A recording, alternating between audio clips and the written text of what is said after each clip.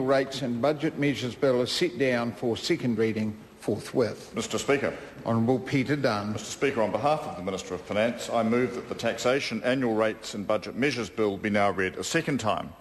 Mr Speaker, this bill addresses two of the bigger programs administered through the tax system, Working for Families and KiwiSaver, and the changes foreshadowed in the budget brought down earlier this afternoon.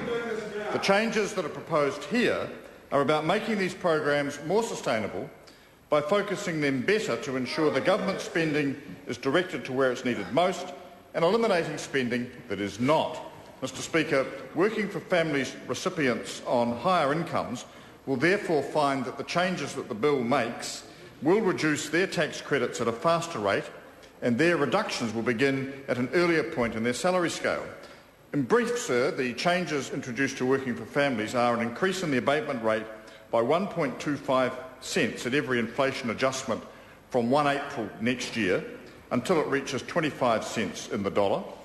The abatement threshold will decrease at every inflation adjustment from 1 April next year until it reaches $35,000. And the removal of the inflation adjustment for family tax credit amounts for children 16 and over from 1 April 2012 until the amounts for children aged 13 to 15 catch up.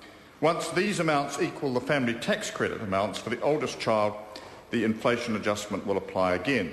And because these changes take effect from the beginning of next year, they need to be put in place at this point to allow systems change to cope.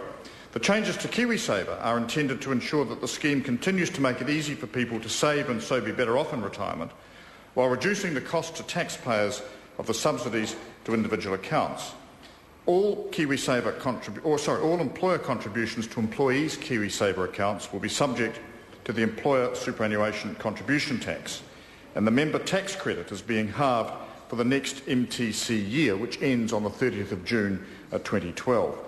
The minimum employee contribution rate will rise from 2 to 3% from April 2013, as will the default contribution rate, and compulsory employer contributions will similarly rise from 2 to 3% at the same stage. Those changes are not included in this bill. They will come in legislation due later in the year.